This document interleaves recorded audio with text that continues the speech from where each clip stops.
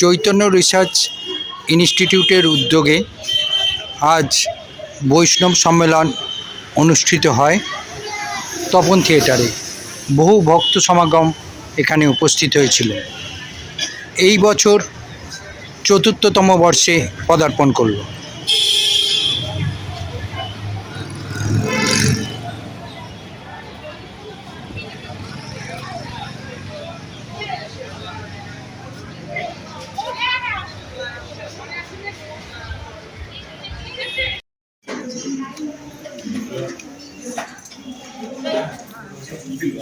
Chaitanya research ইনস্টিটিউটের উদ্যোগে আজ গৌড়ীয় বৈষ্ণব সম্মেলন অনুষ্ঠিত হলো তপন থিয়েটারে।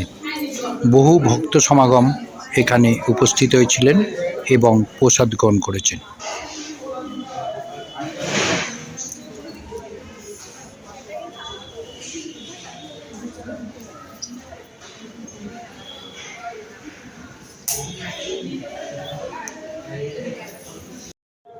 আজকে গৌড়ীয় বৈষ্ণব সম্মেলন হলো তপন থিয়েটারে।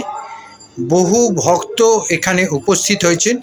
প্রত্যেক বছর চৈতন্য মঠের উদ্যোগে এই বৈষ্ণব সম্মেলন হয় এবং এখানে উপস্থিত হন হাইকোর্টের এবং বিভিন্ন কোর্টের বিচারপতিরা। কোনো রাজনৈতিক ব্যক্তিত্বরা উপস্থিত হন না। আজকে যে বৈষ্ণব সম্মেলন হলেন সেখানে উপস্থিত ছিলেন বিভিন্ন কোর্টের বিচারপতিরা। তা এই ব্যাপারে আজকে বৈষ্ণব সম্মেলনের মাধ্যমে আপনারা কি বার্তা দিতে চাইছেন? বৈষ্ণব সম্মেলনের মাধ্যমে ভক্তদেরকে এই বার্তা দেওয়া হয় যে তারা জানুক যে আমরা কোনো ধর্মের গণ্ডির মধ্যে নই। আমরা হচ্ছে আত্মা, আত্মার কোনো বিনাশ হয় না। আত্মার পরিচয় যদি আমরা দিতে পারি তাহলে আমাদের মধ্যে ঈর্ষা, হিংসা, গর্ব, দম্ভ, মাৎসর্য ইত্যাদি আসতে পারে। আমাদের সম্পূর্ণভাবে ভগবানের শরণাগত হলেই শান্তি স্থাপন হবে। এইটাই হচ্ছে গৌড়ীয় বৈষ্ণব সম্মেলনের উদ্দেশ্য। এবং বর্তমানে দেখা যাচ্ছে যে হিন্দুর একটা সম্প্রদায় বা এইভাবে করছে, আপনারা সেই দিকে কি কোনোভাবে? সনাতনী যেহেতু ভগবত আরাধনা করি সেই জন্য সনাতনী। অন্যান্যরা অন্যান্য ধর্ম যাজন করে, কিন্তু আমাদের ধর্মটা কি? আমাদের ধর্মটা হচ্ছে কারোর মধ্যে কোনো হিংসা ছড়িয়ে দেওয়া নয়। মানুষের প্রকৃত পরিচয়, জীবের প্রকৃত পরিচয় হচ্ছে আমি কৃষ্ণ দাস, আমার অন্য কোনো পরিচয় নেই। সমস্ত ভেদাভেদ ভুলে গিয়ে ভগবানের চরণে সমর্পণ হওয়া গীতার ধর্ম। তাই ভগবান গীতাতে বলেছেন সর্বধর্মান পরিত্যাজ্য মামেকং শরণং ব্রজ। ভগবান নিজে বলছেন আমার চরণে প্রপন্ন হও, শরণাগত হও। গৌড়ীয় বৈষ্ণব সম্মেলনের ভক্তরা এই শিক্ষায় শিক্ষিত হয়ে যে আমরা ভগবানের শরণাগত হয়ে আমাদের জীবনটাকে সার্থক করব। ধন্যবাদ। প্রতি বছর চৈতন্য রিসার্চ ইনস্টিটিউট কলকাতা শাখার উদ্যোগে যে বৈষ্ণব সম্মেলন হয়, প্রচুর ভক্তের সমাগম হয়। এই ব্যাপারে কি বলবেন? গুরু বৈষ্ণব ভগবান তিনের শরণ হয় বিঘ্ন বিনাশ। প্রত্যেক বছর চৈতন্য মঠের শাখা শ্রী চৈতন্য রিসার্চ ইনস্টিটিউটে গৌড়ীয় বৈষ্ণব সম্মেলন হয়। এতে বহু জায়গা থেকে বহু ভক্তগণ আসেন। তখন থেকে প্রোগ্রাম দেখা হয়, সুন্দরভাবে হয়। এবারেও অনেক লোক এসছেন, ভক্তবৃন্দ এসছেন। সুষ্ঠুভাবে পরিক্রমা হয়েছে। বিশেষ বিশেষ অতিথিগুলো এসছেন। তখন থেকে প্রোগ্রাম হয়েছে, প্রসাদের সুব্যবস্থা হয়েছে খুব সুন্দরভাবে। গুরু বৈষ্ণব কৃপাতে অনুষ্ঠিত হয়েছে। আজকে তপন থিয়েটারে গৌড়ীয় বৈষ্ণব সম্মেলন অনুষ্ঠিত হলো এবং বহু ভক্ত এখানে উপস্থিত হয়েছেন। শুধু কলকাতা নয়, গ্রামাঞ্চল থেকে, প্রত্যন্ত গ্রাম থেকেও অনেকে ভক্ত এসছেন। আজকের যে এই ভক্ত সমাগম, যেখানে আজকে হিন্দুদের মধ্যে একটা ভেদাভেদ বা সনাতনী বা বিভিন্ন মঠের মধ্যে দিয়ে ভেদাভেদ শুরু হয়েছে, তার মধ্যেও আজকে বৈষ্ণব সম্মেলনে উপস্থিত হয়েছেন অনেক ভক্ত। এই ব্যাপারে কি বলবেন? আকর মঠরা শ্রী চৈতন্য মঠ জগৎগুরু ছিল প্রভুপাদ ভক্তি সিদ্ধান্ত সরস্বতী গোস্বামী ঠাকুর 1918 সালে প্রতিষ্ঠা করেছিলেন। 1918 থেকে 1936 সাল পর্যন্ত উনি 64টি মঠ করেছেন। শ্রীমান মহাপ্রভু সরগোস্বামীদেরকে 4টি কার্যের ভার দিয়ে বৃন্দাবনে পাঠিয়েছিলেন: লুপ্ত তীর্থ উদ্ধার, শ্রী বিগ্রহ সেবা প্রকাশ, ভক্তি সদাচার প্রবর্তন এবং শুদ্ধ ভক্তি গ্রন্থমালা প্রণয়ন। শ্রীমান মহাপ্রভুর অপ্রকটের পর সরগোস্বামীগণ মহাপ্রভু এই ধারাটাকে রক্ষা করেন। পরবর্তীতে নরোত্তম, শ্রীনিবাস, শ্যামানন্দ প্রভু মহাপ্রভু ধারাটাকে প্রচলিত রাখেন। তৎপরবর্তী সময়ে বৃন্দাবন দাস ঠাকুর, কৃষ্ণদাস কবিরাজ গোস্বামী প্রচার করেন। এর পরবর্তীতে 200 বছরের একটি গ্যাপ পড়ে যায়। এরপরে ছিল ভক্তি সিদ্ধান্ত সরস্বতী গোস্বামী ঠাকুর। বিশ্বব্যাপী পৃথিবীতে আছে যত নগরাদি গ্রাম, সর্বত্র প্রচারিত হইবে মোর নাম। মহাপ্রভুর এই বাণীর সার্থক প্রচারক করেন। ইনি গৌড়ীয় বৈষ্ণব সম্মেলন করেছিলেন। পৃথিবীর দ্বারে দ্বারে সমস্ত জায়গায় তিনি মহাপ্রভুর কথা এবং গৌড়ীয়ের কথা প্রচার করেছিলেন, যার মাধ্যমে আজকে সমস্ত ভেদাভেদ দূরীভূত হয়ে গিয়ে সবাই মহাপ্রভুর শ্রীচরণতলে এসেছে।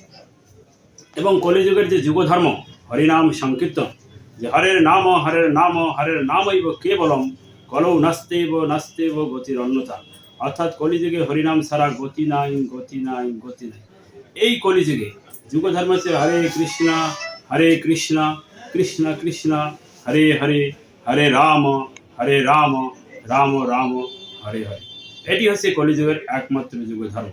তাই আমাদের শ্রী চৈতন্য মঠের অন্যতম শাখা মঠ কলিকাতাস্থ শ্রী চৈতন্য রিসার্চ ইনস্টিটিউটে এই বৈষ্ণব ধর্মের সম্মেলন এবং তপন থিয়েটারে অনুষ্ঠিত হয়েছিল। আজ দেশ দূর দূরান্ত থেকে 2 সহস্রাধিক ভক্ত এসেছেন এবং সকলেই এসে মহাপ্রভুর কথা শ্রবণ করেছেন এবং তারা প্রত্যেকেই নিজের জীবন ধন্য করার জন্য, গুরু বৈষ্ণবগণের কৃপা লাভ করার জন্য এসেছেন এবং সকলেই কৃপা লাভ করেছেন। তাই আজকে আমাদের এই গৌড়ীয় বৈষ্ণব সম্মেলনটি অনুষ্ঠিত হলো। বিভিন্ন রাজনৈতিক দল থেকে বা বিভিন্ন সম্প্রদায় থেকে একটা গীতা পাঠের অনুষ্ঠান শুরু করেছে এবং সেখানে চাঁদা তোলা হচ্ছে, দাবি করা হচ্ছে। কৃষ্ণের যে বাণী সেটা প্রচার করার জন্য কি একটা সম্মেলনের দরকার, গীতা পাঠ প্রয়োজন? দেখুন, গীতাটা হচ্ছে ভগবানের মুখ নিঃসৃত বাণী।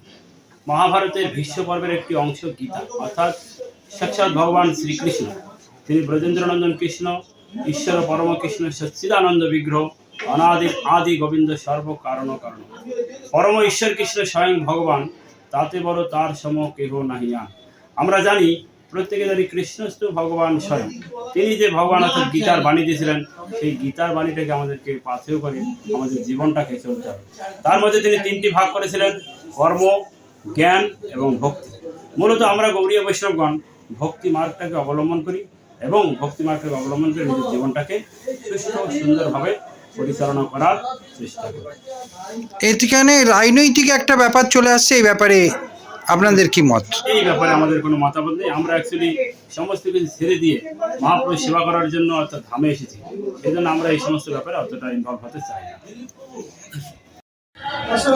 আজকে চৈতন্য মঠ রিসার্চ ইনস্টিটিউটের কলকাতা শাখার উদ্যোগে যে বৈষ্ণব সম্মেলন হলো, সেইখানে আপনি উপস্থিত হয়েছেন।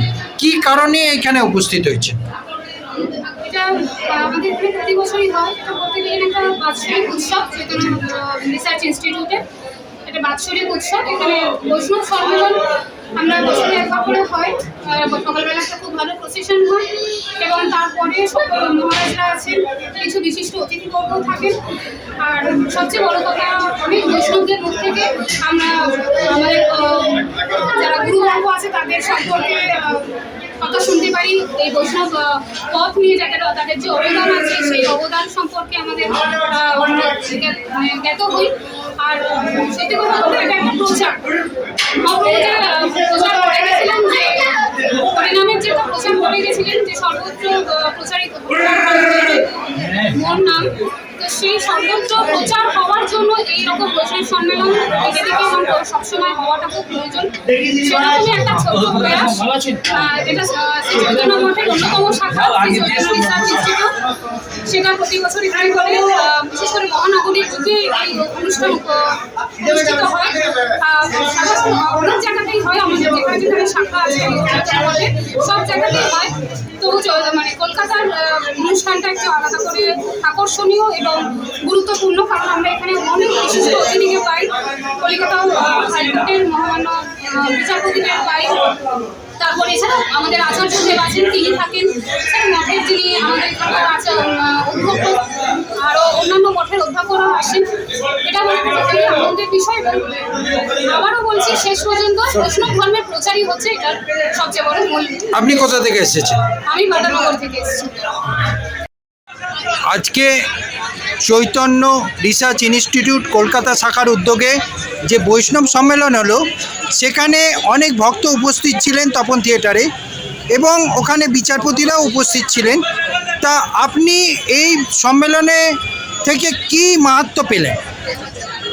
আমি যখনই বৈষ্ণব সম্মেলন হয় তখন আমি সেখানে যোগদান করার চেষ্টা করি, যখনই চেষ্টা করি, কারণ বৈষ্ণব সঙ্গীতের মন আনন্দিত অনুক্ষণ সদা হয় কৃষ্ণ পরশালী, এটা আমরা শাস্ত্র থেকে জেনেছি। আমি মায়াপুরের ভক্ত, আমি বৈষ্ণব সম্মেলনে আসলে সেখানে প্রচুর বৈষ্ণবদের দর্শন মেলে, শুধু না তাদের সুন্দর কথা শোনা যায়। তারপরে যে বিচারপতিরা এসেছেন তাদের মুখ থেকেও তারা যদিও জাগতিক লোক, কিন্তু তাদেরও কিছু সুষ্ঠু মতামত এই সম্বন্ধে আমরা জানতে পারি। এইসব কারণের জন্যই আমি এখানে আসছি। বৈষ্ণব সম্মেলন যেখানে হচ্ছে, তারপর দেখবেন যে কিছু রাজনৈতিক দলের উদ্যোগে গীতা পাঠও হচ্ছে, সেখানেও কি আপনি উপস্থিত হন না বৈষ্ণব সম্মেলনে উপস্থিত হন? গীতা পাঠের অনুষ্ঠানে আমার যাওয়ার ইচ্ছা ছিল, কিন্তু আমার শারীরিক কারণে আমি যেতে পারিনি। কিন্তু সেখানেও তো একটা সুন্দর অনুষ্ঠান, কারণ গীতাকে তুলে ধরা সকলের জন্য খুবই প্রয়োজন, কারণ গীতা শ্রীকৃষ্ণের মুখনিসৃত বাণী। আজকে হিন্দু ধর্মকে নিয়ে যে একটা ভেদাভেদ, যে আমরা গীতা পাঠ করব, আমরা রামায়ণ পাঠ করব, এই হিন্দু ধর্মকে নিয়ে যে ভেদাভেদ চলছে একটা, এটার ব্যাপারে আপনার কি মতামত? এর মধ্যে তো কোনো ভেদাভেদ নেই। হিন্দু ধর্ম হলো সনাতন ধর্ম, এই সনাতন ধর্মের ওপরে আর কোনো ধর্ম নেই। যে কোনো ধর্মই এসছে সব সনাতন ধর্মের পরে হাত ধরে এসছে, সুতরাং হিন্দু ধর্ম সবার উপরে, সেখানে কোনো ভেদাভেদের কোনো প্রশ্নই আসে না। এবং একটা দেখা যাচ্ছে যে অযোধ্যায় রাম মন্দিরের পর তারপর আবার দেখা গেল জগন্নাথ মন্দির হলো দীঘায়, তারপরে মহাকাল মন্দির হলো শিলিগুড়ি। আজকে এই ভোটের রাজনীতিতে কি একটা মন্দির তৈরির একটা আবহ তৈরি হয়েছে? দেখুন, রাম মন্দিরটা আলাদা ব্যাপার, কারণ সেখানে বাবরি মসজিদ ছিল, সেখানে কিন্তু ওটা সত্যিই রাম মন্দির, কারণ ওটা অযোধ্যার রামের জায়গা। আর জগন্নাথ ধাম তৈরি করা হলো, এটা তো আর্টিফিশিয়াল। জগন্নাথ ধাম পুরীতেই হতে পারে, আর কোথাও হতে পারে না। এবার সবই রাজনীতির ব্যাপার, এটা নিয়ে আমাদের কোনো এবং শিলিগুড়িতে মহাকালের মন্দির তৈরি হবে, হতেই পারে, যেখানে যে খুশি দেব মন্দির হতেই পারে, কোনো অসুবিধার কারণ নেই।